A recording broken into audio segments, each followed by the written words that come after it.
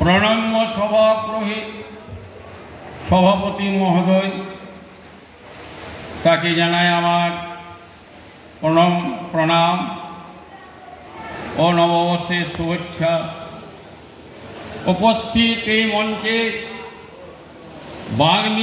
বাগ্মী প্রবরবৃন্দ, যথাযোগ্য স্থানে আমার প্রণাম ও নববর্ষের 1431 বঙ্গাব্দের নববর্ষের শুভেচ্ছা।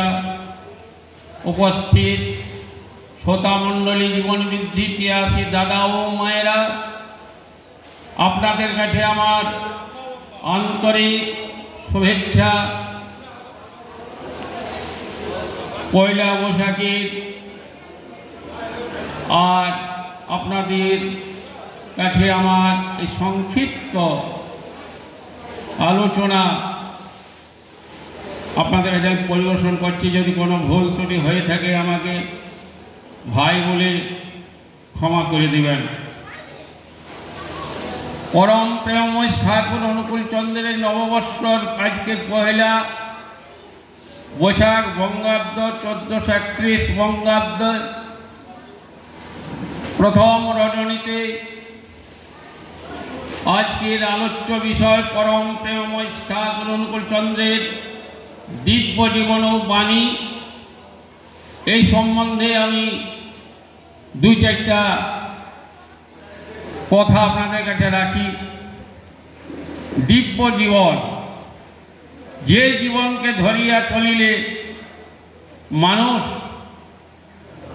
আনন্দে জীবনে ভরপুর হয়ে থাকে, যে জীবনকে ধরে চললে দুঃখের ক্লেশ থাকে না,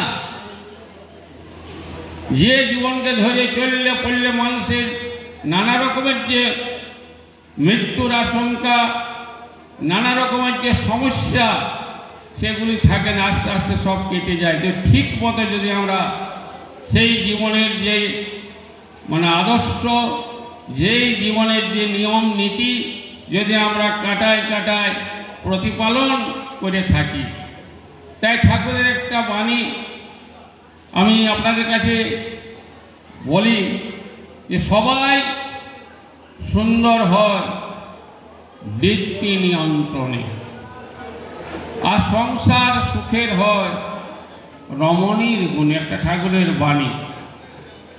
তাহলে চিন্তা করে দেখুন, এই যে আমরা মায়াতে, এই যে বৃত্তি প্রবৃত্তির লুব্ধ হয়ে আমরা আজ পরম প্রেম ঠাকুর অনুকূল চন্দ্রকে স্বীকার করেও ঠিক মতন আমরা নিয়ম নীতি নিয়ে চলতে পারছি না। অনেক আমাদের পিছনে মায়ায় প্রলুব্ধ হয়ে আমরা ঠাকুর ঠাকুর করে বেড়াই, কিন্তু ঠিক মতো আমরা যজন, এই যে 5টি জিনিস, যাজন, ইষ্টবৃত্তি, সস্তনী, সদাচার, যেমন যেমন হবে তিনি বলে দিয়ে গিয়েছেন, সেটা যদি আমরা ঠিক মতো যদি করতে পারি, তা ঠাকুর বলেছেন তোমরা দেবতার অধিকারী হইবে, দেবত্বতে চলে যাবে। কিন্তু আমরা করতে পারি না। আমাদের অনেক বাসনা, কামনা, বৃত্তির তাড়না, আমরা ইত্যাদি যন্ত্রণায় ভোগ করে থাকি। কিন্তু ঠাকুর প্রথমেই বলেছিলেন, দীক্ষা নিলে জানিস মনে ইষ্টভীতি করতে হয়, ইষ্টভীতি বিহীন দীক্ষা প্রভুগিরি চেতন রয়।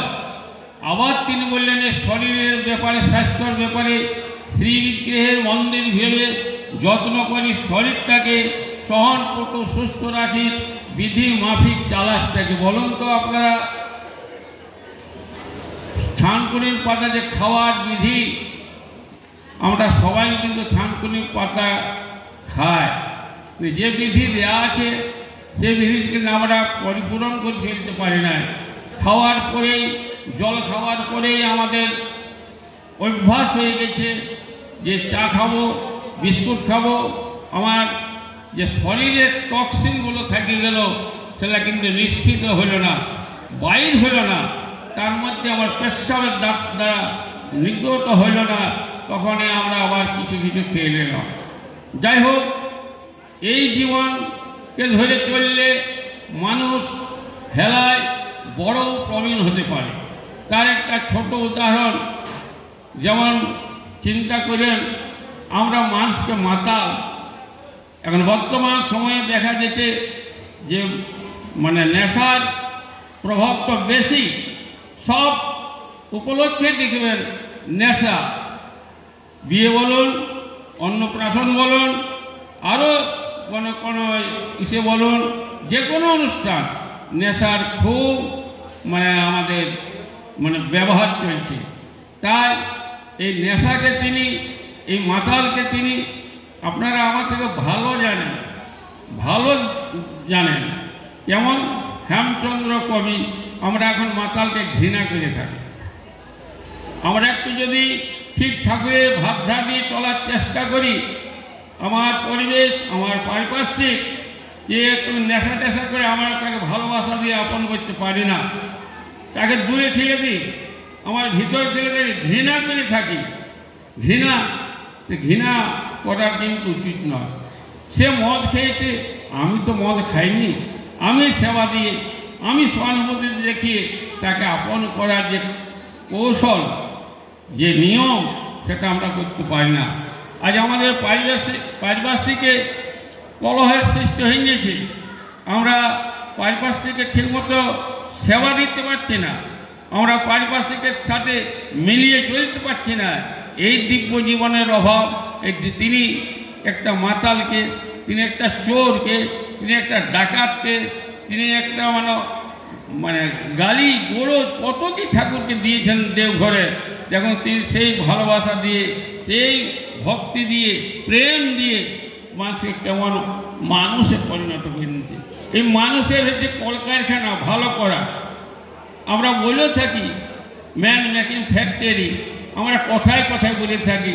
একটা মানুষকে আমরা ভালোবাসতে পারি না, ভালোবাসার খুব অভাব, মানুষকে আপন করতে পারি না। আপন করলে তার কাছে যত রকমের সমস্যা থাকুক, সে যত রকমের নেশা করুক, দেখবেন সেই আস্তে আস্তে ধীরে ধীরে আপনার কাছে যখন ওর মতন করে কথা বলবেন, তখন দেখবেন না আমাদের কাছে সব কথা, দুঃখের কথা বলে, আমার ছেলে কথা শোনে না, আমার পরিবার কথা শোনে না, আমার ভাইয়ের সাথে কথা আমার ভাইও মানে না। কেন? আমরা এমনভাবে নিজেকে তৈরি করে নিয়েছি। তিনি বললেন একান্নবর্তী পরিবারের হওয়া দরকার, একটা সৎসঙ্গ পরিবারের এরকম তো পৃথকতার ভাব আসার দরকার নাই। আমরা প্রত্যেকটা মানুষের যাতে সে উদ্দীপ্ত হয় এবং ঠাকুরের ভাবে যেমন চলতে পারে, এই দিব্য জীবনকে ধরে দেবে, সে দিনের পর দিন সে জীবনকে যেমন উপলব্ধি করতে পারে, নিজের জীবনকে সার্থক করতে পারে, এইটাই আমাদের কাম্য। তাছাড়া আমরা মানুষের সাথে, মানুষের কাঁধে মিলিয়ে আমাদের যত রকমের দেশ ক্লেশ বিদ্বেষ ভাবনা আছে, সেটাকে আস্তে আস্তে দূর করে আমরা প্রেমের সহিত, ভালোবাসার সহিত মানুষকে আপন করে নেব। আপন যদি করতে না পারি, তা আমার এই দীক্ষা নেওয়া, আমার বক্তৃতা, আমার যা কিছু ধ্যান জপ যাহা কিছু আছে, সব ব্যর্থ হয়ে যাবে মানুষের সাথে যদি টিকে আমরা রাখতে পারি। আজ দেখুন সমাজের বুকে প্রত্যেকটা সমাজ ছিন্ন ভিন্ন হয়ে গেছে, বিয়ের ঠিক নাই, নানা রকমের অসুবিধা আমরা সম্মুখীন হচ্ছি, তবুও বুঝে ঠাকুরের ভাবধারা নিয়ে আমরা বিয়েলা ঠিক করতে পারছি না, সৎসঙ্গ পরিবারে এই বিয়ে ঠিক হচ্ছে না। এই আমার দুঃখের বিষয়। আমরা এখনও ঠাকুরের যে ভাইটাল জিনিসটা, যেটা বিবাহ, সেটা আমরা আজ ভারতবর্ষের বুকে, আজ যদি দেশে আমরা কেন সেই বিবাহ ঠিকমতো সুচারুরূপে চালাতে পারছি না। অনেক কিছু সমস্যা আমাদের মধ্যে লেগেছেন।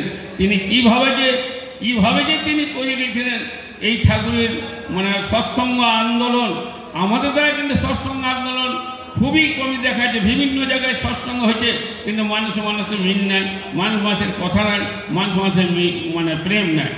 আমাদের ওখানেও দেখবেন ধানবাদে একটা নূতন করে একটা শাখা কেন্দ্র তৈরি হয়ে গেছে, মানুষের মিলেই নেই। আমরা কত চেষ্টা করলাম, তাদেরকে বুঝিয়ে দিলাম, বুঝাইলাম, তোমরা চলো, তোমার যত রকমের সমস্যা আছে আমাদের কেন্দ্রে রাখবে, কিন্তু না। তাই দেখবেন ঠাকুরের একটা আমি মূল কথা বলি, আমার বক্তব্য শেষ করব। ঠাকুর বলছে সহজাত সংস্কার, আমার দুটি হাত, আমার দুটি পা, একটি মাথা, এই মানুষের আকার দেখলে হবে না। আমার সংস্কার তো কোথার থেকে এসেছে। এই সংস্কার যদি ঠিক না থাকে দাদা মায়েরা, আপনারা যতই চেষ্টা করুন, আমরা প্রতিদিন বাচ্চাটাকে আমাদের সন্তান সন্তানকে নাতি নাতনিকে স্কুলে পাঠাচ্ছে এত মোটা বোঝা দিয়ে, পুস্তক দিয়ে। বিয়েটা যদি ঠিক না, যা তুমি কনভেন্টে পড়ো, নানা রকমের ইংলিশ স্কুলে আমরা পাঠাচ্ছি, বিদ্যালয়ে, কিন্তু কি শিখে আসছে দাদা? আমার তো বড় দুঃখ হয়। আমারও ঘরে একটা আমি ছাড়িয়ে তাকে বন্ধ করে দিলাম। সবাইকে ডিয়ার আর মাম্মি, পাপ্পা, এই সবাই কি বাবা কি মা, কি সম্মান নিয়ে কথা বলতে হয় তারা শিখল না। পারিবারিক এডুকেশনটা আমাদের চৌরমার হয়ে যাচ্ছে প্রত্যেকটা পরিবারে। আদর্শ সম্যক শিক্ষা, ঠাকুরের ভাবধারীদের শিক্ষা, সেই শিক্ষা কিন্তু আমাদের জীবনে, এই যে আদর্শ আমাদের দিব্য জীবনের প্রথম যে জিনিস শিক্ষা, সেই শিক্ষাটা নেই। আমরা দীক্ষাটা আগে, তারপরে শিক্ষা, তারপরে আরও কিছু, কিন্তু আমরা প্রথমে আমাদের কাছে শিক্ষার ব্যবস্থা। প্রথমে আমরা যেখানে সেখানে শিক্ষা নিয়ে নাড়াচাড়া করে বেড়াচ্ছি, কিন্তু দীক্ষার কথা বলি। দীক্ষা না নিলে সে বুঝবে কি করে? না যদি ঠাকুরের সেই দর্শনকে, ঠাকুরের সাহিত্যকে, ঠাকুরের দর্শন, ঠাকুরের বিজ্ঞানকে, ঠাকুরের কৃষি শিল্প যাহা কিছু বাণিজ্য আছে সেই সম্বন্ধে তার একটু জ্ঞান হবে না। ওই পুঁথির ভয়ে সে নানা রকমের অসুবিধার কাজ করে যাবে।